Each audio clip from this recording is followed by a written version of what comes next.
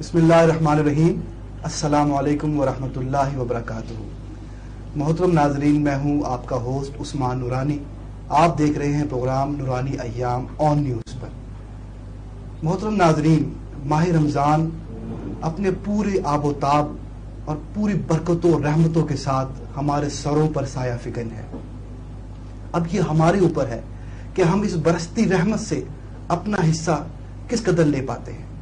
یہ ہمارا ظرف ہے، یہ ہماری روحانی قوت ہے کہ ہم کتنا فیض اس مبارک مہینے سے حاصل کر سکتے ہیں اور اپنے دامن میں کتنی اس ماہ مبارک کی برکتیں سمیٹ سکتے ہیں. ناظرین کرام، آپ کو معلوم ہے کہ ہمارے اس پروگرام میں ہم کوشش یہ کرتے ہیں کہ پاکستان کے معتبر علماء اور معروف شناخواہ حضرات کو یہاں دعوت دے تاکہ دین کے وہ مسائل جو سارا سال ہماری نظروں سے اوجھل رہتے ہیں یا ہماری عدم توجہی کی وجہ سے ہمارا اس طرف توجہ نہیں ہوتی، تو ہم کوشش یہ کرتے ہیں کہ اس پروگرام میں ان چند منٹوں کے اندر ان تمام مسائل کا احاطہ کر کے اور آپ کو ان سے آگاہی دی جا سکے. ناظرین کرام، آج دوسری افطاری ہے اور بڑی تیزی کے ساتھ یہ مبارک مہینہ اپنے اختتام کی طرف بڑھ رہا ہے. نبی علیہ السلام نے ارشاد فرمایا کہ اگر بندوں کو معلوم ہوتا کہ ماہ رمضان کیا ہے تو میری امت تمنا کرتی کہ کاش پورا سال رمضان ہی ہو. اسی ضمن میں ایک اور حدیث جو ہے وہ آپ کی سماعتوں کی نظر کروں گا. حضرت زمرہ رضی اللہ تعالی عنہ فرماتے ہیں کہ نبی علیہ السلام نے ارشاد فرمایا کہ اس مبارک مہینے میں اپنے گھر والوں کے خرچے میں کشادگی کر دیا کرو، کیونکہ اس مبارک مہینے میں اپنے گھر والوں پر خرچ کرنا اللہ کی راہ میں خرچ کرنے کی طرح ہے. تو معلوم یہ ہوا کہ اللہ تعالیٰ نے اس مبارک مہینے کے وسیلے سے اتنا کرم فرما دیا ہے اپنے بندوں کے اوپر کہ اگر کوئی شخص اپنے بیوی پر، اپنے بچوں پر، اپنے اہل خانہ پر خرچ کرتا ہے تو گویا وہ اللہ کی راہ پہ خرچ کر رہا ہے. کتنا بڑا انعام ہے اللہ تبارک و تعالیٰ کی طرف سے. ناظرین کرام، پروگرام کو آگے بڑھائیں گے. ہمارے ساتھ ملک پاکستان کی بہت ہی خوبصورت آواز، جانی پہچانی آواز، معروف نعت خواں، نوجوان نعت خواں جناب محترم سرفراز قادری صاحب موجود ہیں. میں ان کو سب سے پہلے تو خوش آمدید کہوں گا اپنے پروگرام میں. سرفراز بھی خیریت سے ہیں آپ؟ الحمدللہ. ہم آن نیوز کی طرف سے آپ کو خوش آمدید کہتے ہیں. جو ہمارے سیکنڈ گیسٹ ہیں وہ بہت بڑے عالم دین، اور آپ اب کل کے پروگرام میں بھی انہوں نے جس طرح شرکت کی اور جس طرح انہوں نے اپنے علمی جو معلومات ہیں ان سے آپ لوگوں کو آگاہ کیا. اور سب سے بڑی بات یہ ہے کہ ان کا تعلق جو ہے وہ درس و تدریس سے ہے، اور یہ بڑے دینی علوم اور دنیاوی علوم ایک ایسا انہوں نے ادارہ بنایا ہوا ہے جہاں پر جو طالب علم ہے وہ جہاں دینی علوم کو سیکھ رہے ہیں وہاں دنیاوی علوم کے ساتھ بھی وہ وابستہ ہے. تو میں خوش آمدید کہوں گا علامہ عبدالصمد صاحب کو کہ وہ تشریف لائے ہیں. علامہ صاحب آپ کو پروگرام میں خوش آمدید کہتے ہیں، اور مجھے امید ہے کہ آپ بھی اس پروگرام کو جیسے ہمارے ناظرین انجوائے کرتے ہیں آپ بھی اس پروگرام کو پورے طرح محظوظ ہوتے ہوں گے. تو سب سے پہلے ہم نعت کی طرف جائیں گے، حمد کی طرف جائیں گے. میں گزارش کروں گا سرفراز بھائی سے کہ حمد باری تعالیٰ سے اس پروگرام کا آغاز کرتے ہیں. تو حمد کے چند اشعار ہمارے سامعین کے نظر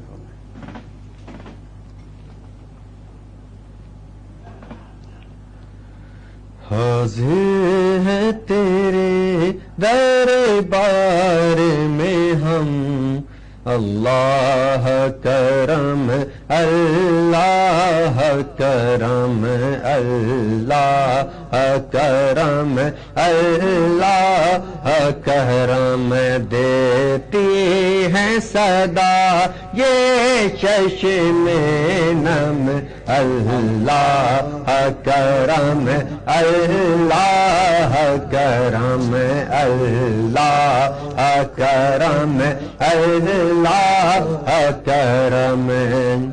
ہر سال طلب فرما مجھ کو، ہر سال وہ شہر دکھا مجھ کو، ہر سال وہ شہر دکھا مجھ کو، ہر سال کروں میں طواف حرم، اللہ کرم اللہ کرم. حاضر ہیں تیرے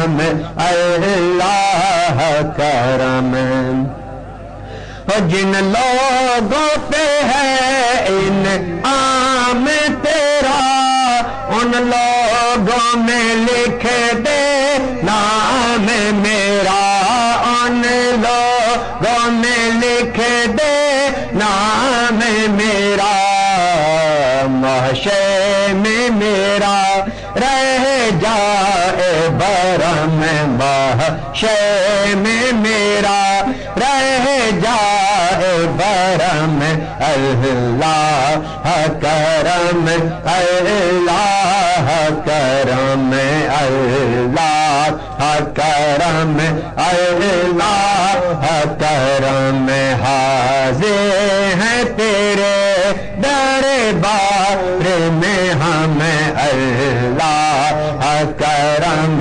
اللہ کرم. اشعر اپنی نسل کے لیے دعا کرتا ہے کیا میری آنے والے سب نسلیں تیرے گھر آئے تیرا در دیکھیں تیرے گھر آئے تیرا در دیکھیں اسباب ان کو ایسے بہم اسباب ان کو ایسے بہم اللہ کرم اللہ کرم اللہ کرم اللہ کرم حاضر ہیں تیرے دربار میں ہم اللہ کرم اللہ کرم دیتے ہیں صدا یہ چشم نم اللہ کرم اللہ کرم اللہ کرم اللہ کرم. ماشاءاللہ بہت خوب. بڑے خوبصورت آواز میں ہمارے سرفراز قادری صاحب جو ہے وہ حمد باری تعالیٰ پیش کر رہے تھے. ناظرین محترم حدیث کا ایک مجموعہ ہے جامع الصغیر, اس میں ایک حدیث مذکور ہے نبی علیہ السلام نے ارشاد فرمایا کہ روزہ جو ہے وہ عبادت کا دروازہ ہے. اس حدیث پہ جب ہم غور کرتے ہیں تو ہمیں معلوم ہوتا ہے کہ عبادات تو بہت سی ہیں, نماز ہے, حج ہے, زکوٰۃ ہے, نفل عبادات ہے, بہت سی عبادات موجود ہیں. آخر کیوں روزے کو ہی عبادت کا دروازہ قرار دیا گیا ہے؟ اس میں اگر ہم غور و فکر کریں تو ہمیں معلوم ہوگا کہ روزہ جو ہے وہ تقوی کی پہلی سیڑھی. جب انسان ارادہ کرتا ہے اپنے رب کی طرف جانے کا, جب انسان تزکیہ نفس کا ارادہ کرتا ہے اور وہ اپنے نفس کو پاکیزہ کرنے کا ارادہ کرتا ہے, تو اس کو روزے کی صورت میں ایک ایسی عبادت اللہ نے عطا فرمائی ہے کہ وہ اپنی روحانی منازل, اپنی باطنی منازل کو جس تیزی کے ساتھ روزہ رکھ کے طے کر سکتا ہے وہ اور کسی عبادت سے وہ روحانی منازل وہ اپنی تو اندر کی کیفیات ہے اس کو پورا نہیں کر سکتا. اس حوالے سے ہم مزید علامہ صاحب سے گفتگو کریں گے. اور فضائل رمضان کے حوالے سے آج ہمارا جو خاص موضوع ہے وہ یہ ہے کہ رمضان کے فضائل کیا ہیں. اور 12 مہینے آپ کے سامنے موجود ہیں, ہر مہینے کی اپنی عظمت ہے, ہر مہینے کی اپنی شان ہے, لیکن اللہ نے جو اس ماہ مبارک کو اپنا مہینہ قرار دیا ہے اس کے پیچھے کیا فلسفہ ہے, کیا اس کے پیچھے فکر ہے, اس حوالے سے ہم علامہ صاحب سے گفتگو کریں گے. علامہ صاحب یہ فرمائیے گا کہ ماہ رمضان قرآن کی روح سے جب ہم دیکھتے ہیں کہ قرآن کیا کہتا ہے ماہ رمضان کی شان میں, تو اس حوالے سے ہمارے ناظرین کو معلومات دیجیے. بسم اللہ الرحمن الرحیم. یا ربی بالمصطفیٰ بلغ مقاصدنا واغفر لنا ما مضى یا واسع الکرم. مولا صلی وسلم دائما ابدا علی حبیبک خیر الخلق کلہم.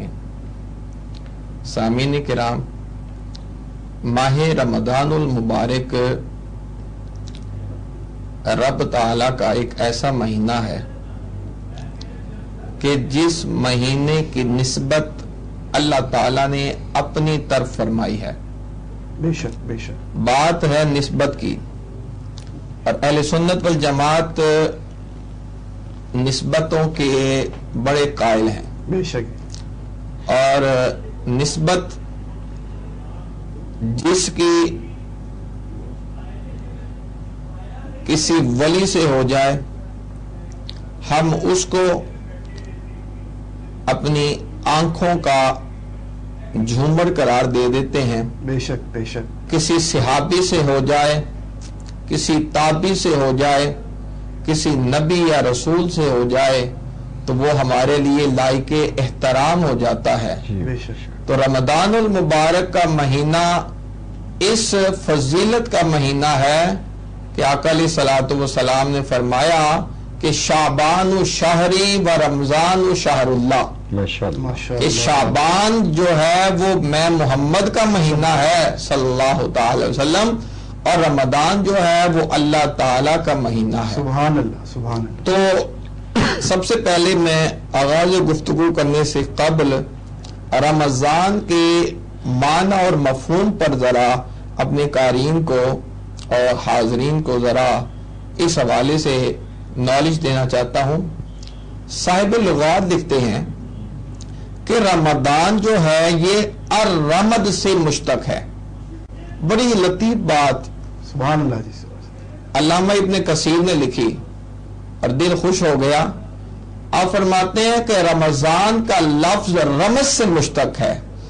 رمد کا معنی ہوتا ہے جلانا، اللہ، رمد کا معنی ہوتا ہے جلانا۔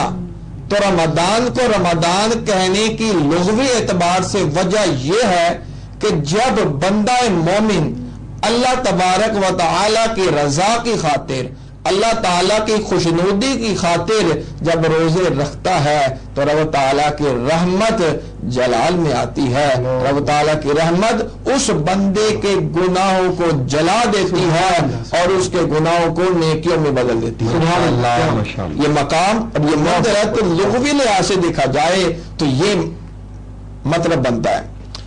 اصطلاحی اعتبار سے غنیت الطالبین، حضور غوث الثقلین، نجیف الطرفین، حضرت سیدنا شیخ سید عبد القادر جیلانی رضی اللہ تعالی عنہ نے غنیت الطالبین میں آپ نے فرمایا کہ رمضان میں 5 حروف ہیں، رمضان میں 5 حروف ہیں۔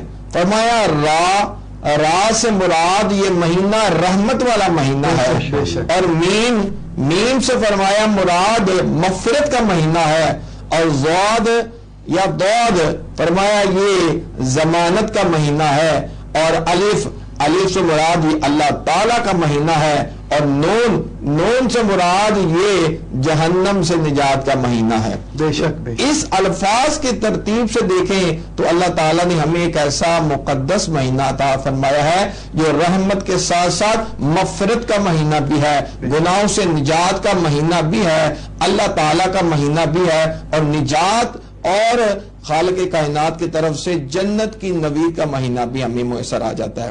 تو اللہ تعالیٰ نے قرآن مجید میں اس کی غرض و آیت بیان فرمائی کہ رمضان کا مہینہ کیسا مہینہ ہے۔ سورۃ البقرہ آیت نمبر اللہ تعالیٰ نے 185 میں فرمایا شہر رمضان الذی انزل فیہ القرآن، یہ ہے رمضان۔ فرمایا رمضان کا مہینہ وہ مہینہ ہے کہ جس مہینے میں رب نے قرآن کو نازل فرمایا، سبحان اللہ، بے شک، یعنی نزول قرآن کا مہینہ۔ آقا علیہ الصلوۃ والسلام غار حرا میں عبادت کر رہے تھے، غار حرا میں خدا کو یاد کر رہے تھے، تو مولانا حسن رضا خان بریلوی رحمت اللہ علیہ نے کیا خوب فرمایا کہ دل میں ہو یاد تیری گوشائے تنہائی ہو، پھر تو خلوت میں عجب انجمن آرائی ہو، ایک جھلک دیکھنے کی تاب نہیں عالم کو، وہ اگر جلوہ دکھائیں تو کون تماشائی ہو۔ میرے حضور غار حرا میں عبادت اور ریاضت فرما رہے ہیں۔ آقا علیہ السلام فرماتے جبرائیل امین علیہ السلام آئے اور کہا یا رسول اللہ صلی اللہ علیہ وسلم اقرا بسم ربک الذی خلق خلق الانسان من علق اقرا وربک الاکرم الذی علم بالقلم علم الانسان ما لم یعلم۔ یہ پہلی 5 آیات سورۃ العلق کی ہیں جو رب تعالیٰ نے رمضان المبارک میں نازل فرمائی تھی۔ سبحان اللہ، تو یہ کو قرآن پاک ایک رمضان المبارک کے مہینے میں اس کا نزول ہوا. تو اس اعتبار سے ماہ رمضان المبارک ہمارے لیے ایک خصوصیت رکھتا ہے کہ یہ نزول قرآن کا مہینہ بھی قرار دیا جاتا ہے. ماشاءاللہ علامہ صاحب نے جیسے کہا کہ ماہ رمضان کی سب سے بڑی فضیلت اور ماہ رمضان کی سب سے بڑی نسبت یہ ہے کہ یہ نزول قرآن کا مہینہ ہے. یہ وہ قرآن جو نبی علیہ السلام کا سب سے بڑا معجزہ ہے، اور قرآن کا مہینہ اسی لیے اللہ تعالیٰ نے اس کو تمام مہینوں میں فضیلت عطا فرمائی ہے. ناظرین کرام، اس مہینوں کو میں اللہ تعالیٰ نے 3 درجے عطا فرمائے، یعنی کہ اس مہینے کو اللہ تعالیٰ نے 3 حصوں میں تقسیم کر دیا. اور پہلا حصہ یا پہلا عشرہ جس میں ہم اس وقت موجود ہیں وہ رحمت کا عشرہ ہے. آئیے دعا کریں اللہ تعالیٰ سے، رب اغفر ورحم وانت خیر الراحمین، رب اغفر ورحم وانت خیر الراحمین. اس وقت پوری انسانیت جس قرب سے گزر رہی ہے ناظرین کرام، پوری دنیا ایک ایسے وائرس کی لپیٹ میں آ چکی ہے. آپ سب جانتے ہیں کرونا وائرس اس کا نام ہے، جس نے پوری دنیا کو ایک ایسے وائرس میں، ایک ایسی پر اسرار بیماری میں مبتلا کر دیا ہے. ہر شخص پریشان ہے، ہر شخص جو ہے وہ مجبور ہو چکا ہے. اس بیماری کے آگے اس نے گھٹنے ٹیک دیے ہیں. اب ایک ہی دروازہ ہے ناظرین کرام جہاں سے شفا مل سکتی ہے، جہاں سے ہماری دل جوئی ہو سکتی ہے.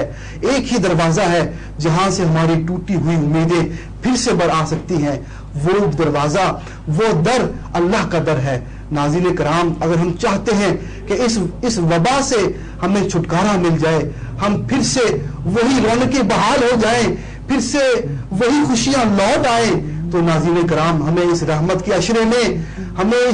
عشرے میں اللہ کی رحمت کو پکارنا ہوگا. ہمیں پکارنا ہوگا اللہ کی رحمت کو. اگر ہم نے اللہ کی رحمت کو نہ پکارا، اگر اللہ کی رحمت نہ آئی، تو ناظرین کرام سسک کی یہ انسانیت مر جائے گی. ہمیں آج اس پروگرام میں ہم سب کو یہ عہد کرنا ہوگا کہ ہمیں اپنے گناہوں سے سچے دل کے ساتھ توبہ کرنی ہوگی.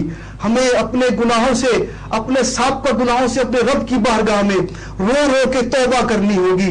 اے مولا کریم، تو غفور ہے، تو رحیم ہے. اے مولا کریم، یہ پہلا عشرہ رحمت کا عشرہ ہے. اے مولا کریم، ہمیں اس پوری اسرار وبا سے نجات عطا فرما دے. انشاءاللہ ناظرین کرام، یہ وہ در ہے جس در سے کبھی کوئی نا امید نہ ہوا. ناظرین کرام، آج ہم لوگ اگر ایسا ماحول بنا لیں اور یہ عزم کر لیں کہ ہم میں سے ہر شخص جو ہے وہ اللہ کی بارگاہ میں سچے دل کے ساتھ توبہ کرے، تو وہ تو اس کی ذات تو کن کہے گی اور یہ وبا ختم ہو جائے گی. سب کچھ اس کے اختیار میں ہے. ناظرین کرام، پروگرام کو آگے بڑھاتے ہیں. ہمارے ساتھ جیسا کہ آپ کو معلوم ہے بہت ہی خوبصورت آواز ملک پاکستان کی جناب سرفراز قادری صاحب موجود ہیں. میں پھر سے ان کی طرف لوٹوں گا. سرفراز بھائی، آپ کے سامنے ساری صورتحال ہے. اس حوالے سے ہم استغاثہ پیش کرنا چاہتے ہیں اپنے نبی کے بارگاہ میں. ہم اپنے نبی کے بارگاہ میں التجا کرنا چاہتے ہیں. کوئی ایسا کلام ہمارے جو ناظرین ہیں ان کی سماعت کی نظر کیجئے کہ جس کے اندر ہم اپنے نبی سے اپنی التجا کر سکیں اور ان سے استغاثہ پیش کر سکیں. جی ضرور.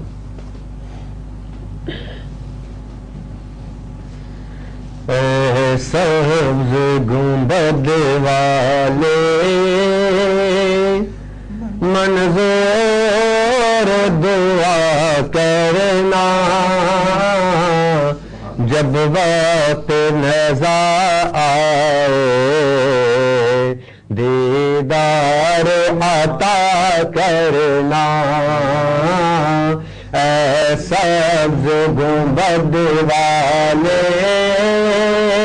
منظور دعا کرنا، جب وقت نظر آئے دیدار عطا کرنا. میں قبر اندھیری میں گھبراؤں گا جب تنہا، امداد میرے کرنے آ جانا رسول اللہ. امداد میرے کرنے آ جانا میرے آقا. روشن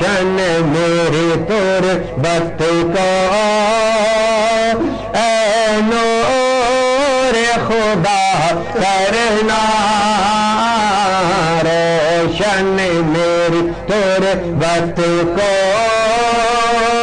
اے نور خدا کرنا جب وقت نظر آئے دیدار عطا کرنا۔ کیا بولا؟ مجرم ہوں جہاں پر کا محشر میں برم رکھنا،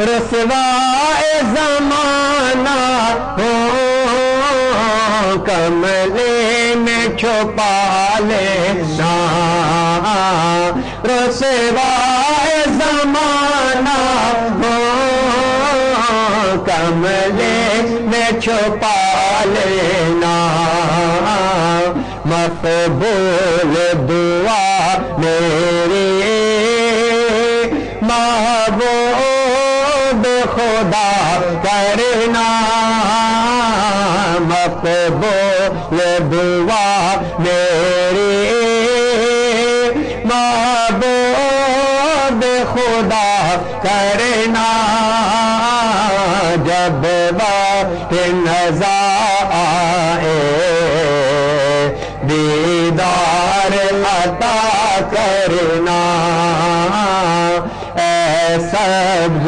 گنبد والے منظور دعا کرنا، جب وقت نظر آئے دیدار عطا کرنا۔ ماشاءاللہ جی، بہت ہی پیارے انداز میں سرفراز بھائی استغاثہ پیش کر رہے تھے نبی علیہ السلام کی بارگاہ میں کہ یا رسول اللہ صلی اللہ علیہ وسلم، جب ہم ہر طرف سے نا امید ہو چکے ہیں تو ایک آپ کی بارگاہ ایسی ہے جہاں سے ہمیں ساری امیدیں وابستہ ہیں ہماری۔ یا رسول اللہ، ہمیں ہر شخص نے مایوس کر دیا ہے، بیماری نے ہمارے معیشت کی کمر توڑ دی ہے، غریب کے پاس کھانے کے لیے روٹی نہیں ہے، ہر طرف بھوک ہے، ہر طرف افلاس ہے، ہر طرف بیماری ہے۔ یا رسول اللہ، آپ تو شفا والے ہیں، آپ تو شفا تقسیم کرتے ہیں، اللہ نے آپ کو تمام خزانوں کی چابی عطا کر دی ہے، اللہ نے آپ کو قاسم بنا دیا ہے۔ یا رسول اللہ، آپ کی یہ امت بہت کمزور ہے، اب آپ ہی کی بارگاہ میں ہم استغاثہ پیش کرتے ہیں، ہم اپنے ٹوٹے ہوئے دلوں کے ساتھ آپ کی بارگاہ میں ہاتھ جوڑ کر بڑے التجا کر کے اور بڑی عاجزی کے ساتھ ہم پیش ہوتے ہیں کہ ہماری سفارش کیجئے اللہ کی بارگاہ میں کہ ہمارے گناہوں سے درگزر فرمائے، ہمارے گناہوں کو بخش دے، اور پھر سے اللہ تعالی ہمارے اس شہر میں، ہمارے اس وطن عزیز پاکستان میں وہ تمام خوشیاں لوٹا دے جس کے لیے ہر شخص جو ہے وہ امید لگائے بیٹھا ہے۔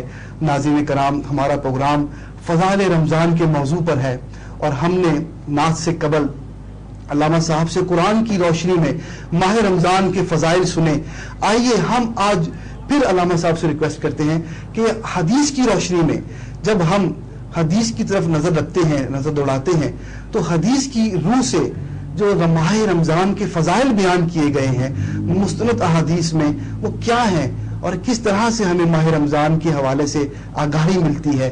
جی علامہ صاحب، یہ فرمائیے گا کہ ماہ رمضان کا جو مہینہ ہے، قرآن کے حوالے سے تو آپ نے بڑی نسبت بیان کر دی کہ یہ اس میں قرآن پاک کا نزول ہوا، تو اس کے علاوہ اس ماہ رمضان کو اور کیا کیا نسبتیں حاصل ہیں، یہ ہمارے ناظرین سے شیئر کریں۔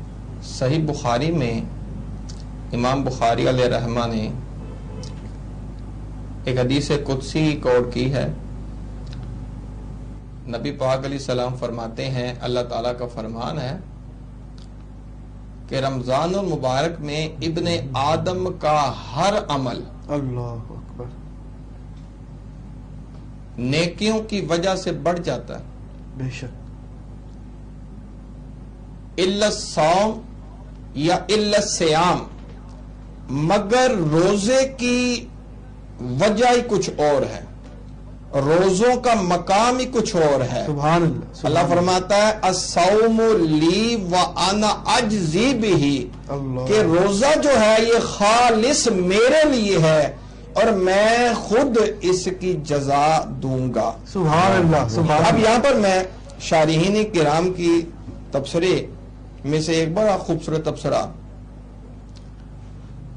شیخ محقق شاہ عبد الحق محدث دہلوی رحمۃ اللہ علیہ نے بڑی خوبصورت بات بیان فرمائی ہے. وہ فرماتے ہیں کہ اللہ تعالیٰ کو روزے سے کتنا پیار ہے. سبحان اللہ. کہ اللہ فرما رہا ہے کہ روزہ میرا ہے، روزے کو اپنی طرف نسبت دی جا رہی ہے. کیا بات ہے، کیا بات. سوال کرنے والا سوال کرتا ہے یا اللہ نماز بھی تو بہت پیاری ہے، بے شک بے شک. زکوٰۃ بھی تو بڑی پیاری ہے، حج بھی تو بڑا پیارا ہے، جہاد بھی تو بڑا پیارا ہے، لیکن روزے کو تو نے اپنا کیوں کہا ہے؟ اس کی وجہ یہ ہے کہ روزے میں جتنی مشقت ہوتی ہے نماز میں اتنی مشقت نہیں ہوتی. روزے میں جتنی تکلیف بندہ مومن اٹھاتا ہے زکوٰۃ میں بندہ مومن اتنی تکلیف نہیں اٹھاتا. اللہ کو معلوم تھا کہ میری نبی کی امت روزہ رکھے گی تو اس مشقت کے ساتھ رکھے گی، اس مصیبت کے ساتھ رکھے گی، تو میں اس کو اجر بھی ویسا ہی دوں گا. تو اس لیے اللہ تعالیٰ نے روزے کو اپنا قرار دے دیا.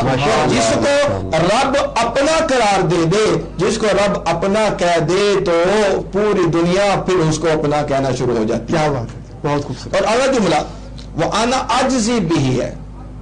دیگر احادیث کی کتب میں وَأَنَا أُجْزَى بِهِ بھی ہے. اور اگر ہم وَأَنَا أُجْزَى بِهِ پڑھیں تو اس کا مطلب کیا بنتا ہے کہ روزہ میرے لیے ہے اور میں خود اس کا بدلہ ہوں، میں خود اس کی جزا ہوں. حالانکہ آپ لوگ جانتے ہیں نماز ہم پڑھتے ہیں نیکیاں فرشتے لکھتے ہیں، زکوٰۃ ہم دیتے ہیں نیکیاں فرشتے لکھتے ہیں، حج ہم کرتے ہیں نیکیاں فرشتے لکھتے ہیں. لیکن روزے کا کمال دیکھیں، رب تعالیٰ نے فرمایا فرشتوں روزے کی باری آنے والی ہے تم ہٹ جاؤ، سیام کی باری آنے والی ہے تم ہٹ جاؤ. اب تم نے نہیں لکھنا، اب تم نے قلم نہیں چلانا، اب تم نے تحریر نہیں کرنا. میرا بندہ مومن میری وجہ سے، میری رضا کی خاطر، میری خوشنودی کے لیے روزہ رکھ رہا ہے. اب اس کا اجر اور اس کا ثواب تم نے نہیں طے کرنا، اب اس کا اجر اور ثواب میں پروردگار نے خود طے فرمانا. سبحان اللہ. سبحان اللہ. یہ حدیث قدسی ہے. اللہ اکبر. اور آقا علیہ الصلوۃ والسلام نے ارشاد فرمایا من صام رمضان ایمانا واحتسابا غفر له ما تقدم من ذنبه او كما قال النبی صلی اللہ علیہ وسلم. صحیح بخاری میں، مسلم احمد بن حنبل میں حدیث موجود ہے.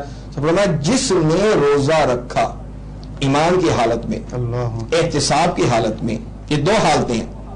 ایمان اللہ تعالیٰ کو ایک جان کر، ایک مان کر، توحید پرست ہو کر، نبی پاک علیہ الصلوۃ والسلام کا سچا سچا غلام ہو کر جب بندہ روزہ رکھتا ہے، اور احتساب اپنے نفس کا محاسبہ کرتے ہوئے، تقوی کا مقصد اور اپنے روزے کا نتیجہ اخذ کر کے دیکھو، پھر اگر وہ روزہ رکھے گا. اب یہاں پر میں امام حسن بصری رحمت اللہ علیہ نے بڑی خوبصورت مثال دی ہے. امام حسن بصری فرماتے ہیں کہ کیا تم نے دیکھا نہیں کہ ایک مزدور پھل کی ریڑھی لگانے والا صبح سویرے اٹھتا ہے، منڈی جاتا ہے، مارکیٹ جاتا ہے، فروٹ خریدتا ہے، اپنی ریڑھی کے اوپر لاتا ہے، سارا دن دھوپ ہے، گرمی ہے، سردی ہے، بہار ہے، خزاں ہے، سارا دن بیچتا رہتا ہے، سارا دن بیچتا رہتا ہے. آخر کار جب بیچ بجا کے فارغ ہو جاتا ہے تو جتنی کمائی اس نے کی ہوتی ہے وہیں پر اپنے ڈیرے پر، اپنی روزی کے اڈے پہ، وہیں پہ وہ پیسے گن رہا ہوتا ہے. حالانکہ وہ گھر بھی لے کے جا سکتا ہے، الگ کمرے میں گن سکتا ہے، اپنے بیوی بچوں میں بیٹھ کے بھی گن سکتا ہے، لیکن وہ وہاں پر کیوں گن رہا ہے؟ وہ نتیجہ اخذ کر رہا ہے کہ میں نے صبح سے لے کے دوپہر تک، دوپہر سے لے کے شام تک، رات کا وقت آ گیا ہے، میں نے اتنی محنت کی ہے، اتنی مشقت کی ہے، تو کیا مجھے اس محنت اور مشقت کا فائدہ بھی پہنچا ہے کہ نہیں پہنچا ہے؟ تو اسی طرح روزے کا مقصد، روزے کا نتیجہ اخذ انسان کو خود کرنا پڑتا ہے. انسان سارا دن گناہوں میں رہے، سارا دن اللہ تعالیٰ کی نافرمانی میں رہے، رات کو سوتے وقت جب وہ اپنے نفس کا محاسبہ کرے گا، اپنے نفس کے حوالے سے سوچے گا، تو وہ دیکھے گا کہ بھئی میں کتنا گنہگار ہوں، میں کتنا سیاکار ہوں، پھر بھی رب تعالیٰ نے مجھ پہ فضل کر دیا اور مجھے رمضان کا مہینہ عطا فرما دیا۔ سبحان اللہ، ماشاءاللہ۔ صام رمضان ایمان و احتسابا غفر له ما تقدم من ذنبه۔ حاضرین کرام، رب تعالیٰ کی رحمت کتنی وسیع ہے۔ نبی پاک فرماتے ہیں کہ جو اس شرط کے ساتھ روزہ رکھتا ہے تو رب تعالیٰ اس کے صغیرہ گناہوں کو معاف فرما دیتا ہے۔ سبحان اللہ۔ گناہ انسان کے بڑے ہوتے ہیں، چھوٹے بھی ہو جاتے ہیں، بڑے بھی ہو جاتے ہیں، لیکن میرے نبی کے زبان سے نکلا اللہ اس کے گناہوں کو معاف فرما دیتا ہے۔ اور یہاں تک کہ صحیح بخاری میں حدیث موجود ہے، میری سرکار نے فرمایا انسان سارا دن بھوک پیاس برداشت کرتا ہے، گرمی کے موسم میں شدت اتنی پڑتی ہے، اللہ کی رضا کے لیے برداشت کرتا ہے، تو فرمایا للصائم فرحتان، روزہ رکھنے والے کے لیے رب تعالیٰ نے 2 خوشیاں رکھی ہوئی ہیں۔ اللہ، کیوں؟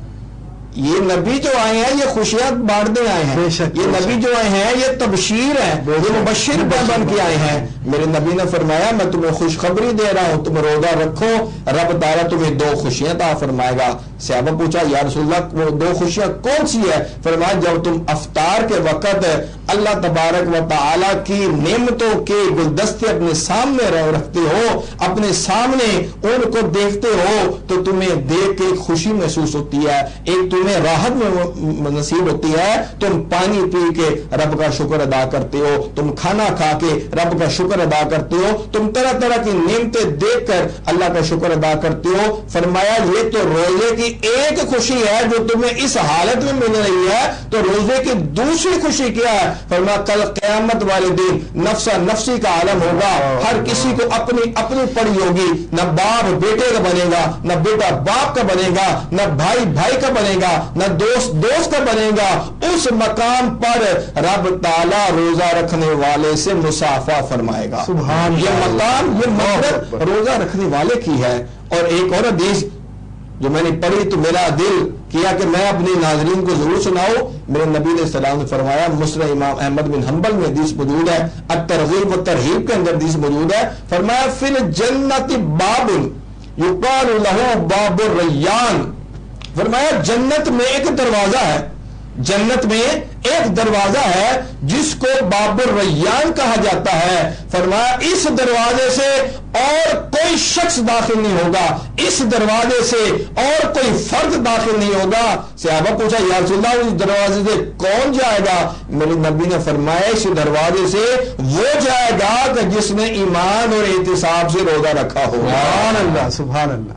بہت ہم چونکہ خلفائے راشدین کو ماننے والے ہیں، بے شک، تو بھائی عثمان میرا دل کرتا ہے یہاں پر علامہ ابن حجر اسقلانی نے ایک حدیث نقل کی ہے، میرے نبی علیہ السلام نے فرمایا صحابہ جانتے ہو کہ اس باب الریان ایک ایسا تو دروازہ ہے جہاں سے صرف روزے دار جائے گا، لیکن میری امت میں ایک ایسا فرد موجود ہے، میری امت میں ایک ایسا صحابی موجود ہے کہ جس کو ہر دروازے سے پکارا جائے گا، وہ ابوبکر صدیق کی ذات ہے، وہ حضرت ابوبکر صدیق کا مقام ہے۔ اللہ تعالیٰ نمازیوں کو بلائے گا تو سب سے پہلے نمازی ابوبکر صدیق ہوں گے، اللہ تعالیٰ روزے داروں کو پکارے گا تو سب سے پہلے ابوبکر صدیق کو پکارا جائے گا۔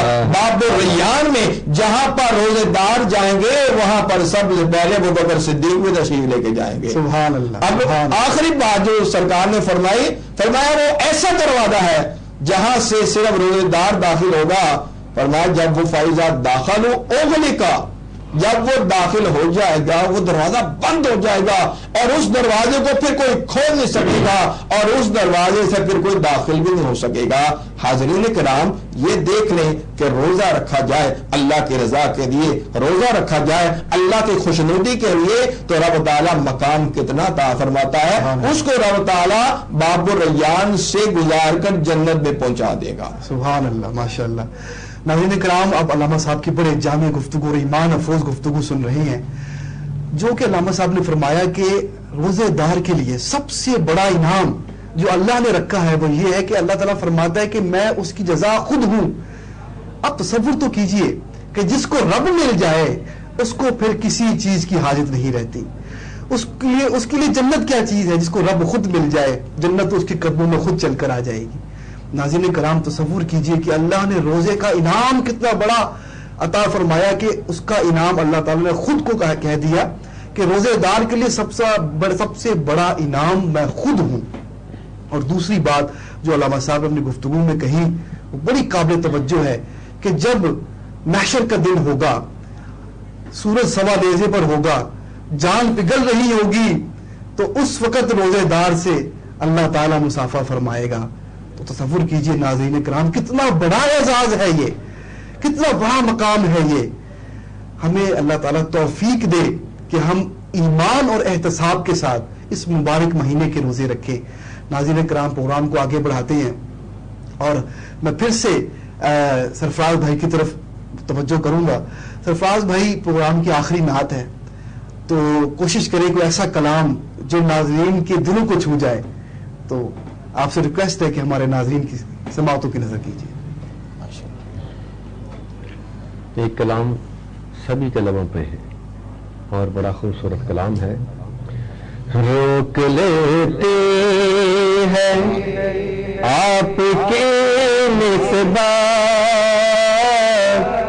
تیرے جتنے بھی ہم پہ چلتے ہیں. روک لیتے ہیں آپ کی نسبت تیرے جتنے بھی ہم پہ چلتے ہیں. یہ کرم ہے حضور کا ہم پر آنے والے عذاب ٹلتے ہیں. یہ کرم ہے حضور کا ہم پر آنے والے عذاب ٹلتے ہیں. اپنی اوقات صرف تیری ہے، کچھ نہیں بات صرف اتنی ہے، کچھ نہیں بات صرف اتنی ہے کہ قلب ٹکڑوں پہ ان کے پلتے تھے. قلب ٹکڑوں پہ ان کے پلتے تھے، اب ٹکڑوں پہ ان کے پلتے ہیں. یہ کرم ہے حضور کا ہم پر آنے والے عذاب ٹلتے ہیں. اور وہ سمجھتے ہیں بولیاں سب کی، وہی بولتے ہیں جولیاں سب کی. ہاں وہی بولتے ہیں جولیاں سب کی. آؤ بازار مصطفیٰ کو چلے، آؤ بازار مصطفیٰ کو چلے. کھوٹے سکے وہیں پہ چلتے ہیں. یہ کرم ہے حضور کا ہم پر آنے والے عذاب ٹلتے ہیں. اور وہ سمجھتے ہیں بولیاں سب کی، وہی بولتے ہیں جولیاں سب کی. آؤ بازار مصطفیٰ کو چلے، کھوٹے سکے وہیں پہ چلتے. ناظرین کرام سرفراز بھائی نے جب وہ شعر آخر میں پڑھا ہے کہ کھوٹے سکے وہیں پہ چلتے ہیں، تو ہم جیسے کھوٹے سکے اگر کہیں چل سکتے ہیں تو وہ نبی علیہ السلام کی بارگاہ ہے. نبی علیہ السلام نے ایک اور حدیث میں آپ سامعین کی، آپ ناظرین کی نظر کرنا چاہوں گا ماہ رمضان کی فضیلت کے حوالے سے. حضرت جابر بن عبداللہ رضی اللہ تعالیٰ عنہ سے روایت ہے کہ نبی علیہ السلام نے فرمایا میری امت کو ماہ رمضان میں 5 چیزیں ایسی عطا کی گئی ہیں جو مجھ سے پہلے کسی نبی کسی امت کو نہیں ملی. وہ 5 چیزیں کون سی ہیں؟ نمبر 1، جب رمضان کی پہلی رات ہوتی ہے تو اللہ ان کی طرف رحمت کی نظر فرماتا ہے، اور جس کی طرف اللہ نظر رحمت فرمائے اسے کبھی بھی عذاب نہ دے گا. اللہ اکبر. اور دوسری چیز فرمائی کہ شام کے وقت ان کے منہ سے بھوک کی وجہ سے جو بو پیدا ہوتی ہے اللہ کے نزدیک وہ بو جو ہے وہ مشک سے بہتر ہے. سبحان اللہ. اور تیسری بات فرمائی ہے کہ فرشتے ہر رات اور دن ان کے لیے مغفرت کی دعائیں کرتے رہتے ہیں. اور چوتھی بات فرمائی کہ اللہ جنت کو حکم فرماتا ہے کہ میرے نیک بندوں کے لیے مزین ہو جا.